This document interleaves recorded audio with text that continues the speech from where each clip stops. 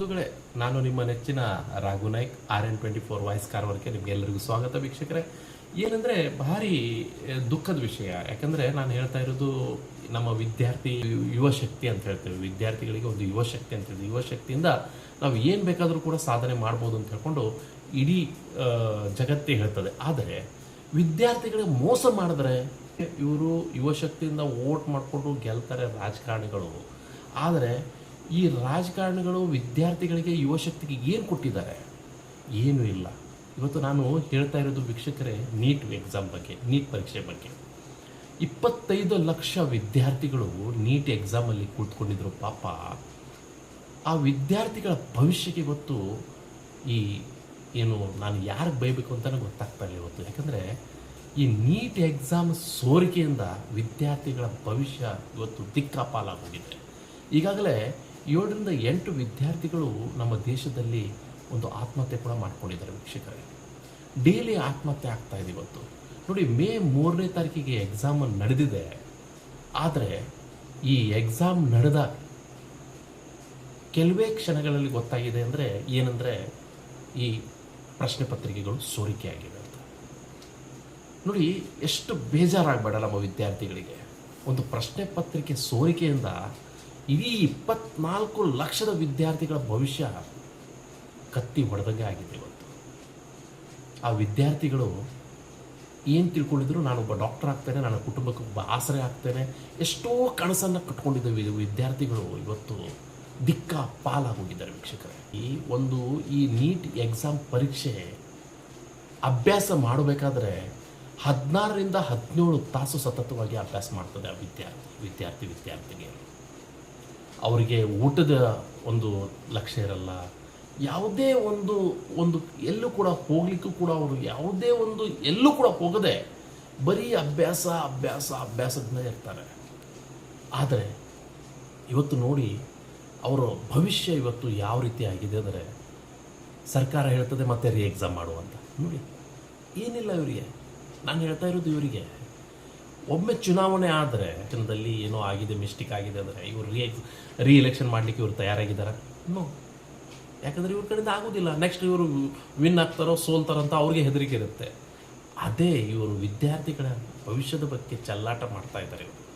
2024ರಲ್ಲಿ ಕೂಡ ಇದೇ ಆಯಿತು ನೀಟ್ ಎಕ್ಸಾಮ್. ಭಾರತ ದೇಶದ ಕಠಿಣ ಪರೀಕ್ಷೆ ಅಂದರೆ ನಮ್ಮ ನೀಟ್ ಎಕ್ಸಾಮ್. ಆ ಕಠಿಣ ಪರೀಕ್ಷೆಯಲ್ಲಿ ಇಂಥ ಒಂದು ಪ್ರಶ್ನೆ ಪತ್ರಿಕೆ ಸೋರಿಕೆ ಆಗ್ತದಂದರೆ ಇದಕ್ಕೆ ರಾಜಕೀಯ ಕೈವಾಡ ಖಂಡಿತವಾಗ್ಲೂ ಹೇಳಲಿಕ್ಕೆ ನಾನು ಇಷ್ಟಪಡ್ತೇನೆ ವೀಕ್ಷಕರೇ. ಇದಕ್ಕೆ ರಾಜಕೀಯ ಕೈವಾಡ ಇದೆ. ಇದು CBI ತನಿಖೆಯಿಂದ ಹೊರ ಬೀಳೋದಷ್ಟೇ ಬಾಕಿ ಇದೆ ವೀಕ್ಷಕರೇ. ಈ ಯಾರು ಸೋರಿಕೆ ಮಾಡಿದಾರಲ್ಲ ಅವರನ್ನು ಕಠಿಣವಾದ ಶಿಕ್ಷೆ, ಗಲ್ಲು ಶಿಕ್ಷೆ ನೀಡಲೇಬೇಕು ವೀಕ್ಷಕರೇ. ಯಾಕೆಂದರೆ ನಾನು ವಿದ್ಯಾರ್ಥಿ ಒಕ್ಕೂಟದ ಜಿಲ್ಲಾಧ್ಯಕ್ಷನಾಗಿ ವಿದ್ಯಾರ್ಥಿ ಪರವಾಗಿ ನಾನು ಮಾತಾಡ್ತಾ ಇದ್ದೇನೆ ವೀಕ್ಷಕರೇ. ನನ್ನ ವಿದ್ಯಾರ್ಥಿಗಳು ದುಃಖ ಆಗ್ತಾ ಇದೆ. ಬಹಳಷ್ಟು ವಿದ್ಯಾರ್ಥಿಗಳು, ಅವರ ಪಾಲಕರು, ಅವರ ಸಂಬಂಧಿಕರು, ಅವರ ಅಕ್ಕ ತಂಗಿ ಎಲ್ಲರೂ ಮನ ನೋಡ್ಕೊಂಡಿದ್ದಾರೆ. ಯಾಕಂದರೆ ನಮ್ಮ ಮನೆ ಕುಟುಂಬದಲ್ಲಿ ಒಬ್ಬ ವಿದ್ಯಾರ್ಥಿ ಇವತ್ತು ನಮಗೆ ಒಂದು ಆಸರೆ ಆಗ್ತಿತ್ತು. ಯಾಕಂದರೆ ಅವರು ಮಾಡುವಂತಹ 16ರಿಂದ 17 ತಾಸು ಏನು ಸ್ಟಡಿ ಮಾಡ್ತಿದ್ರು, ಅದು ನೋಡಿಕೊಂಡು ಅವರಿಗೆ ನಮ್ಮ ಮಗು ಒಂದು ಡಾಕ್ಟರ್ ಆಗ್ತದಂತ ಬಹಳಷ್ಟು ಕನಸ್ಕೊಂಡಿದ್ರು ವೀಕ್ಷಕರೇ. ಬಂಧುಗಳೇ, ಈ ಒಂದು ಪ್ರಶ್ನೆ ಪತ್ರಿಕೆ ಯಾವ ರೀತಿ ಸೋರಿಕೆ ಆಯಿತು, ಈ ಸೋರಿಕೆಗೆ ಕಿಂಗ್ ಪಿನ್ ಯಾರು, ಈ ಪ್ರಶ್ನೆ ಪತ್ರಿಕೆಗೆ ಯಾವ ರಾಜ್ಯದಲ್ಲಿ ಪ್ರಶ್ನೆ ಪತ್ರಿಕೆ ಪ್ರಿಂಟ್ ಮಾಡ್ಲಿಕ್ಕೆ ಕೊಟ್ಟಿದ್ರು, ಮತ್ತು ಈ ಏಜೆನ್ಸಿಯನ್ನು ಯಾರು ತಗೊಂಡಿದ್ದಾರೆ, ಇದರ ಬಗ್ಗೆ ಪಿನ್ ಟು ಪಿನ್ ಮಾಹಿತಿ ಕೊಡ್ತಾ ಇರ್ತಾರೆ ವೀಕ್ಷಕರೇ. ನಿಮಗೆ ನೋಡಿ ವೀಕ್ಷಕರೇ, NTA ನ್ಯಾಷನಲ್ ಟೆಸ್ಟಿಂಗ್ ಏಜೆನ್ಸಿ ಅಂತ ಇವರು ಈ ಎಕ್ಸಾಮ್ ಕಂಡಕ್ಟ್ ಮಾಡಿದ್ರು. ನೀಟ್ ಎಕ್ಸಾಮನ್ನು ಕಂಡಕ್ಟ್ ಮಾಡಲಿಕ್ಕೆ ಈ ಒಂದು ಏಜೆನ್ಸಿ ತಗೊಂಡಿತ್ತು. ಇವರು ಮಹಾರಾಷ್ಟ್ರದ ನಾಸಿಕ್ ಎಂಬ ಜಿಲ್ಲೆಯಲ್ಲಿ ಒಂದು ಪ್ರಿಂಟಿಂಗ್ ಪ್ರೆಸ್ಸಲ್ಲಿ ಈ ಒಂದು ಎಕ್ಸಾಮ್ ಪ್ರಶ್ನೆ ಪತ್ರಿಕೆಯ ಪ್ರಿಂಟಿಂಗ್ ಕೊಡುವಾಗ ಅಲ್ಲಿ ಏನಾಗಿದೆ ಅಂದರೆ ವೀಕ್ಷಕರೇ, ಪ್ರಶ್ನೆ ಪತ್ರಿಕೆ ಒಂದು ಪ್ರಿಂಟಿಂಗ್ ಒಂದು ಕೋಣೆಯಲ್ಲಿ ಯಾರಿಗೂ ಕೂಡ ಒಂದು ಮೊಬೈಲ್ ಅಲೌಡ್ ಇರೋದಿಲ್ಲ. 4 ದಿಕ್ಕಿನಲ್ಲಿ ಎಲ್ಲ CCTV footage, AI CCTV footage. ಅದನಂತರ ಸಿಬ್ಬಂದಿಗಳು ಯಾರಿಗೂ ಕೂಡ ಒಳಗಡೆ ಯಾರಿಗೂ ಕೂಡ ಒಳಗಡೆ ಆ ಪ್ರಿಂಟಿಂಗ್ ಪ್ರೆಸ್ಸಿಗೆ ಅವಕಾಶ ಇರುವುದಿಲ್ಲ. ಅದರಿಂದ 4 ಚೌಕಿನಲ್ಲಿ ಎಲ್ಲ ಪೊಲೀಸರ ಕಣ್ಣುಗಳು ಇರುತ್ತೆ.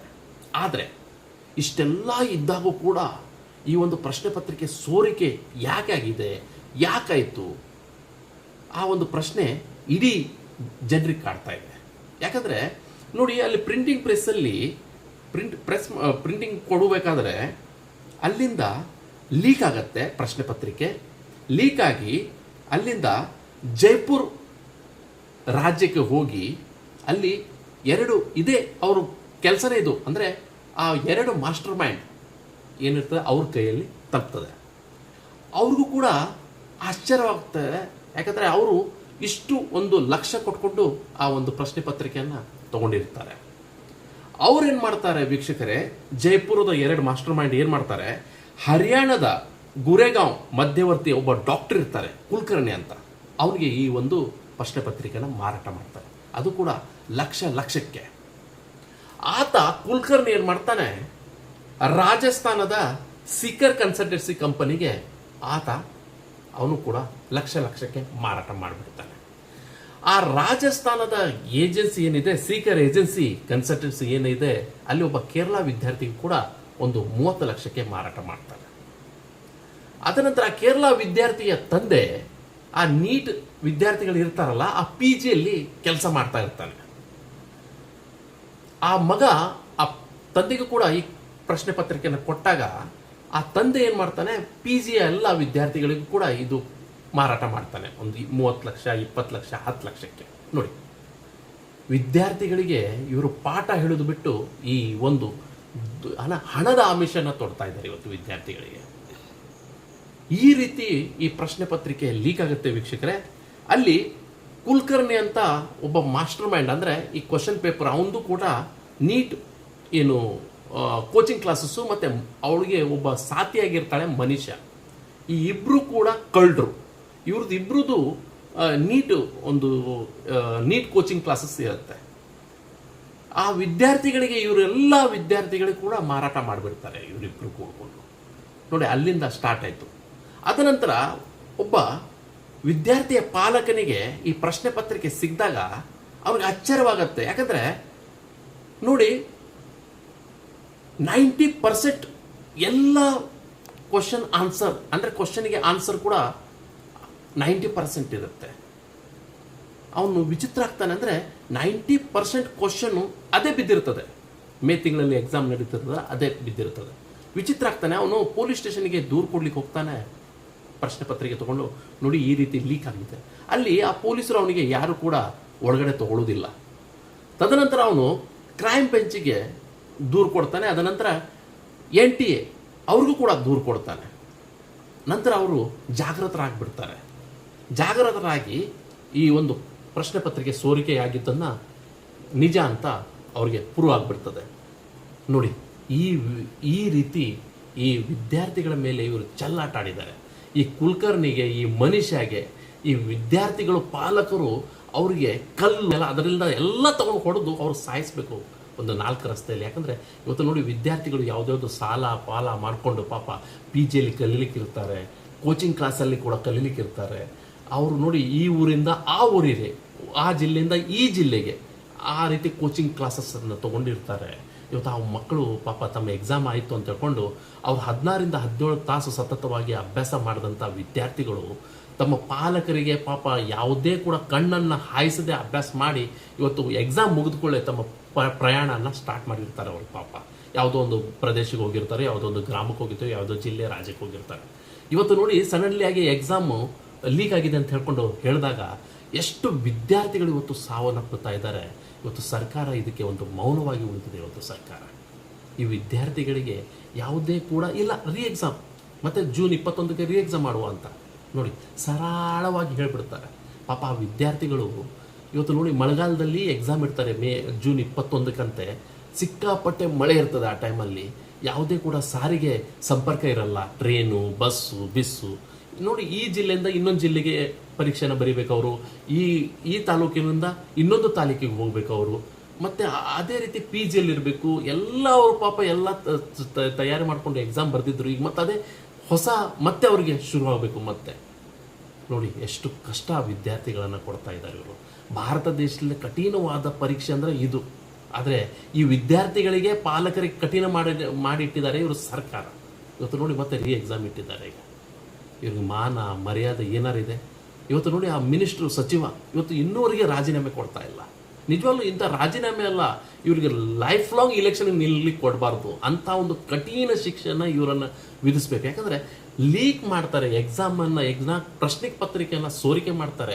ಇವ್ರದ್ದೆಲ್ಲರದು ಕೈವಾಡಿದೆ. ಇಲ್ಲಾಂದ್ರೆ ಈ ಎಕ್ಸಾಮ್ ಲೀಕ್ ಆಗಲಿಕ್ಕೆ ಸಾಧ್ಯನೇ ಇಲ್ಲ. ಯಾಕಂದರೆ ರಾಜಕಾರಣ ಮಕ್ಕಳು, ಉದ್ಯಮೆದಾರರ ಮಕ್ಕಳು ಇವರೇ ದುಡ್ಡಿಂದ ಖರೀದಿ ಮಾಡಿಕೊಂಡು ಈ ಡಾಕ್ಟರ್ಸ್ ಆಗಿರ್ತಾರೆ. ಪಾಪ ಒಬ್ಬ ಬಡಪಾಯಿ ಕುಟುಂಬದ ವಿದ್ಯಾರ್ಥಿ ರಾತ್ರಿ ಇಡೀ ವಿದ್ಯಾರ್ಥಿ ಅವನು ರಾತ್ರಿ ಇಡೀ ಅಭ್ಯಾಸ ಮಾಡಿದರೂ ಕೂಡ ಅವನಿಗೆ ಪಾಪ ಇಂಥ ಒಂದು ಕಷ್ಟದಲ್ಲಿ ಅವನು ಅಭ್ಯಾಸ ಮಾಡಿ ಬರೆದಿರ್ತಾನೆ. ಆದರೆ ಇಂಥ ಒಂದು ಪ್ರಶ್ನೆ ಪತ್ರಿಕೆ ಇವತ್ತು ಲೀಕ್ ಆಗುತ್ತೆ ಅಂದರೆ ಎಷ್ಟು ಬೇಜಾರಾಗಬೇಡ ಆ ವಿದ್ಯಾರ್ಥಿಗಳಿಗೆ. ಸುಪ್ರೀಂ ಕೋರ್ಟ್ ನೋಟಿಸ್ ಕೂಡ ಜಾರಿಗೆ ಮಾಡಿದೆ. 3 ದಿವಸದಲ್ಲಿ ಮಾಹಿತಿ ನೀಡಬೇಕಂತ ಹೇಳ್ಕೊಂಡು NTK ಮತ್ತು ಕೇಂದ್ರ ಸರ್ಕಾರಕ್ಕೆ ಕೂಡ ಸುಪ್ರೀಂ ಕೋರ್ಟ್ ನೋಟಿಸನ್ನು ನೀಡಿದ್ದಾರೆ. ಆದರೆ ಈಗಾಗಲೇ 9 ಜನರನ್ನು ಈಗಾಗಲೇ ಬಂಧನ ಮಾಡಿದ್ದಾರೆ. ನಾನು ಸರ್ಕಾರಕ್ಕೆ ಮತ್ತು ಘನವೆತ್ತ ನ್ಯಾಯಾಲಯಕ್ಕೆ ಇಷ್ಟೇ ಕೇಳ್ಕೊಳ್ತಾ ಇದ್ದೇನೆ, ಇಂಥ ನೀಚ ಯಾರು ಲೀಕ್ ಮಾಡಿದ್ದಾರೆ ಅವರನ್ನು ಖಂಡಿತವಾಗಲೂ ಬಿಡುಗಡೆ ಮಾಡಬೇಡಿ, ಜಾಮೀನಿಂದಲೂ ಬಿಡುಗಡೆ ಮಾಡಿ. ಇವ್ರಿಗೆ ಗಲ್ಲಿಗೆ ಇರಿಸಿದ್ರೆ ಆ ವಿದ್ಯಾರ್ಥಿಗಳು ಇವತ್ತೇನು ಆತ್ಮಹತ್ಯೆ ಮಾಡ್ಕೊಂಡಿದ್ದಾರೆ, ನಮ್ಮ ನೀಟ್ ವಿದ್ಯಾರ್ಥಿಗಳು ಆತ್ಮಹತ್ಯೆ ಮಾಡ್ಕೊಂಡಿದ್ದಾರೆ, ಅವ್ರಿಗೆ ಆತ್ಮಕ್ಕೆ ಶಾಂತಿ ಸಿಗುತ್ತೆ. ಅವ್ರಿಗೆ ಯಾವಾಗ ಗಲ್ಲು ಶಿಕ್ಷೆ ನೀಡ್ತಿರಲ್ಲ ಆವಾಗ 100% ಅವ್ರ ಆತ್ಮಕ್ಕೆ ಶಾಂತಿ ಸಿಗುತ್ತೆ ಅಂತ ಹೇಳಿಕ್ಕೆ ನಾನು ಇಷ್ಟಪಡ್ತಾ ಇದ್ದೇನೆ. ವಿದ್ಯಾರ್ಥಿಗಳೇ ಆತ್ಮಹತ್ಯೆ ಮಾಡ್ಕೋಬೇಡಿ. ನಾನೊಬ್ಬ ವಿದ್ಯಾರ್ಥಿ ಕೂಟದ ಅಧ್ಯಕ್ಷನಾಗಿ ನಿಮಗೆ ಕೈ ಮುಗಿದು ಕೇಳ್ಕೊಳ್ತಾ ಇದ್ದೇನೆ, ನೀವು ಆತ್ಮಹತ್ಯೆ ಮಾಡ್ಲಿಕ್ಕೆ ಹೋಗಬೇಡಿ, ದುಡ್ಕೋಬೇಡಿ. ಯಾಕಂದರೆ ಎಕ್ಸಾಮ್ ಮತ್ತೆ ಏನು ಈ ದರಿದ್ರ ಏನು ರಾಜಕೀಯದವರು ಏನು ಹಿಡಿತಾ ಇದ್ದಾರೆ, ಇವತ್ತು ಒಂದು ಸರ್ಕಾರ ಏನು ಹೇಳಿದೆ 21ನೇ ತಾರೀಕಿಗೆ ಮತ್ತೆ ಎಕ್ಸಾಮ್ ಮಾಡ್ತೀವಿ ಅಂತ ಹೇಳ್ಕೊಂಡು ಆ ಎಕ್ಸಾಮನ್ನು ಮತ್ತೆ ಕಂಡಕ್ಟ್ ಮಾಡಿ ನಿಮಗೆ ಖಂಡಿತವಾಗ್ಲೂ ನ್ಯಾಯ ಸಿಗುತ್ತೆ ಅಂತ ಹೇಳ್ತಾ, ನೀವು ಮತ್ತೆ ನಿಮ್ಮ ಭವಿಷ್ಯ ಏನಿದೆ, ನೀವು ಭವಿಷ್ಯದಲ್ಲಿ ಏನು ಇಟ್ಕೊಂಡಿದ್ದೀರಾ ಡಾಕ್ಟರ್ ಆಗಬೇಕಂತ ಖಂಡಿತವಾಗ್ಲೂ ನಿಮ್ಮ ಕನಸು ನೆಲೆಸಾಗಲಿ ಅಂತ ಹೇಳ್ತಾ ಥ್ಯಾಂಕ್ ಯು ವೆರಿ ಮಚ್.